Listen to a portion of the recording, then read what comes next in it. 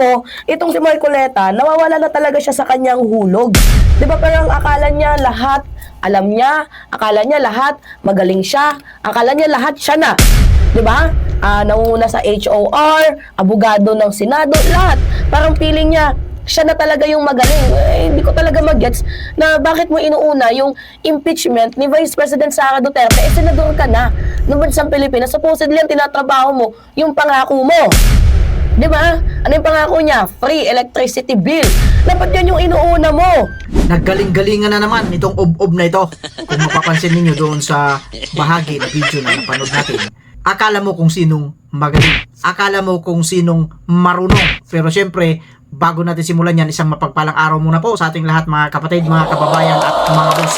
Nandito na naman po ang lingkod, Boss Rick Vlogs TV. Pag-usapan natin itong mema. Itong si Mrs. R.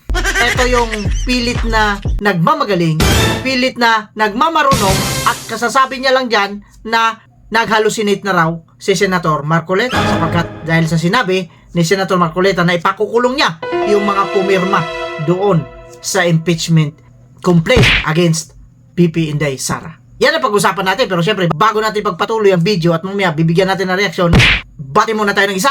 Magandang umaga po, Luzon, Visayas at Mindanao at syempre pa sa mga kapatid natin, mga kababayan natin na nasa iba't ibang panig ng mundo.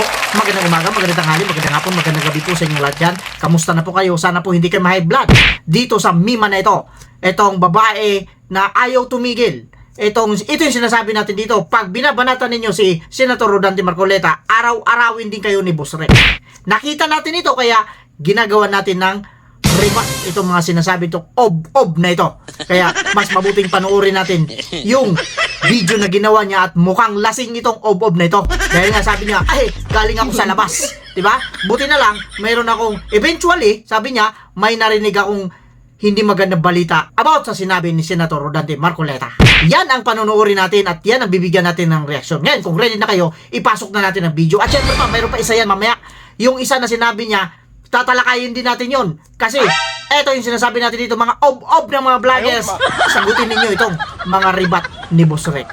Ngayon, ipe-play na natin ang video para mabigyan natin ng magandang reaksyon.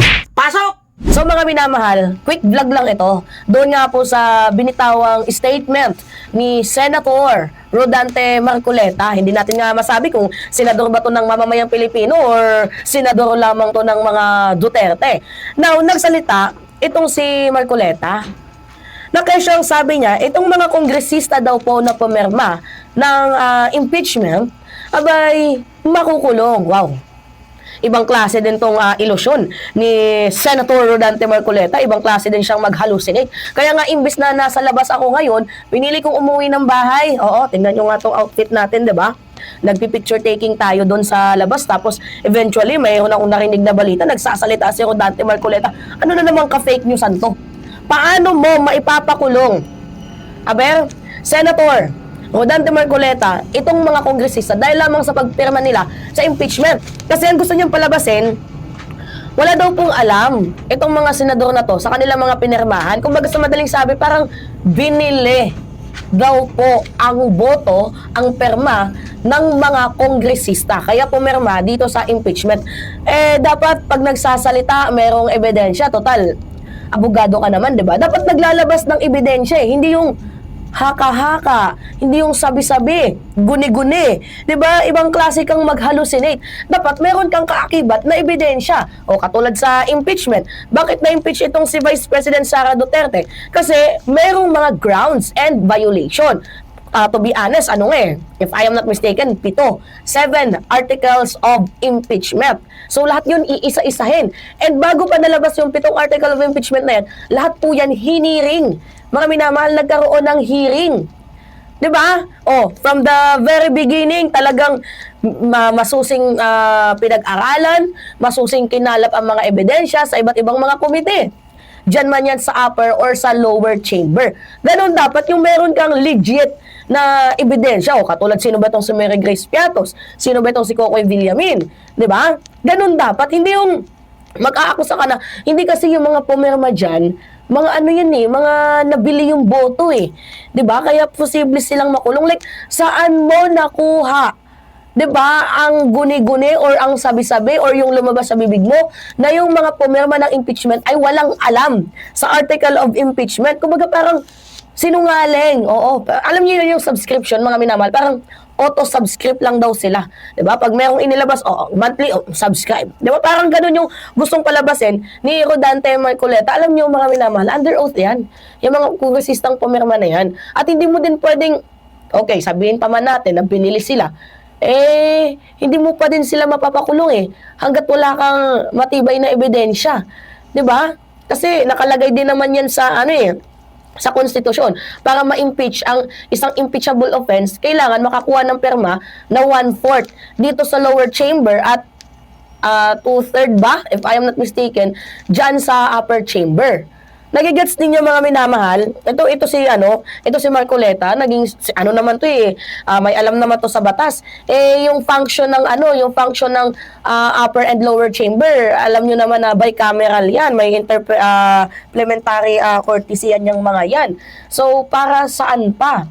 'Di ba? Nagigets niyo? Feeling ko itong si Marcoleta, nawawala na talaga siya sa kanyang hulog. 'Di ba? Parang akala niya lahat alam niya, akala niya lahat magaling siya, akala niya lahat siya na. 'Di ba? Nangunguna sa HOR, abogado ng Senado, lahat. Parang feeling niya siya na talaga yung magaling.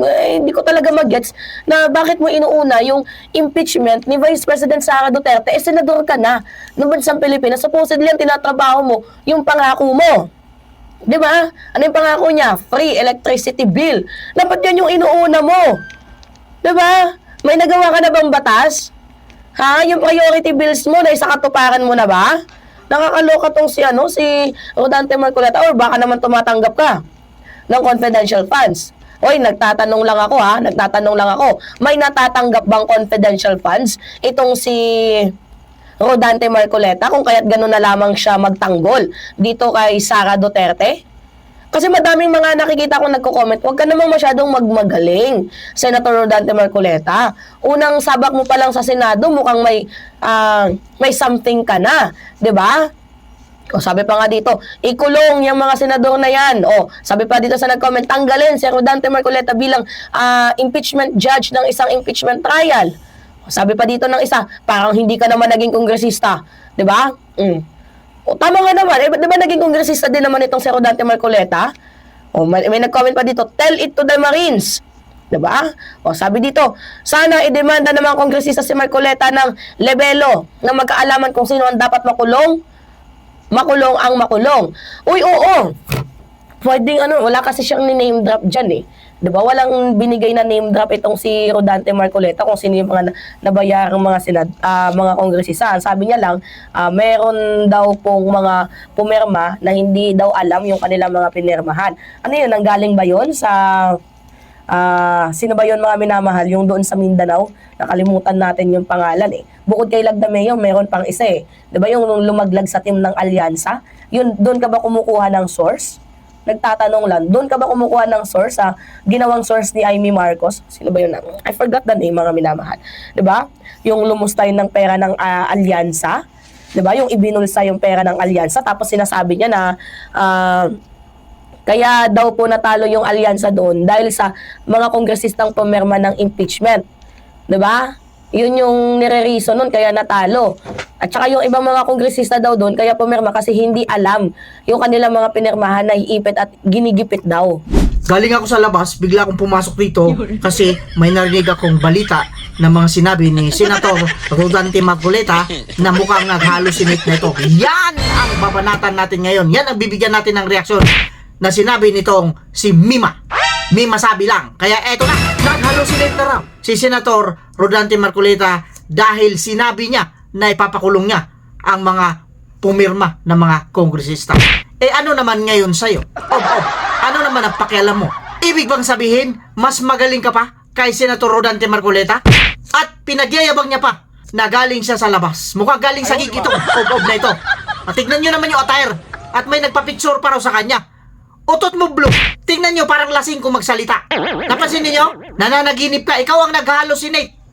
Naggaling-galingan pa itong Ob na ito. Hindi daw kasi kayang gawin ni Senator Rodante Marcoleta yung kanyang mga sinasabi. Paano mo nasabi? Diyan pa lang sa pananalita mo, may diferensya ka ng ob ka. Akala mo naman talagang marunong. Akala mo naman talagang maraming alam. Ang ginawa lang nito sa video nito, nagchismis lang, nagchika lang. Siyempre, hindi natin palalampasin ito. Bakit? Siyempre, si Senator Rodante Marcoleta, yung binabanata niya rito. Yan ang sinasabi na, araw-arawin ninyo. Gusto ko araw-arawin ninyo, magsama-sama na kayong mga ob-ob ng mga vloggers pag uuntugin ko kayo. Kayong mga ob-ob, magtawag ka pa. Kung sino pa gusto mong tawagin, dapat sa grupo kayo, pag-uumpugin ko kayo lahat. Ang galing-galing mo. Nagmamagaling ka. Akala mo naman, dyan sa pananilita mo pa lang, nabubulol ako sa iyo. Ngayon, naningil ang ob-ob. Naningil ng free electricity.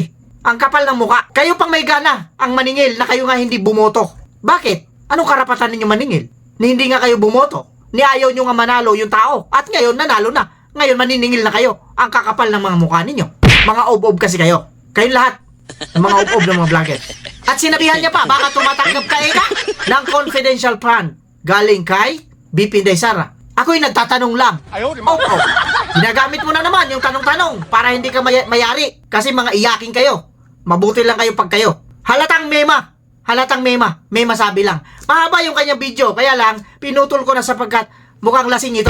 Wala na. Wala na sa wisyo. Ito yung sinasabi nating mukhang ikaw ang nag-hallucinate. At ito pa, ang magandang balita. May panoorin tayong video. Panoorin natin video kung paano ito nainis. Bakit nainis ito? Mukhang galit ito. Kasi yung kanyang amo na si Auntie Claire ay mukhang palalayasin na ng bagong PCO secretary ngayon na si... Kaya ang sabi niya, tinawag niya pa kalbo.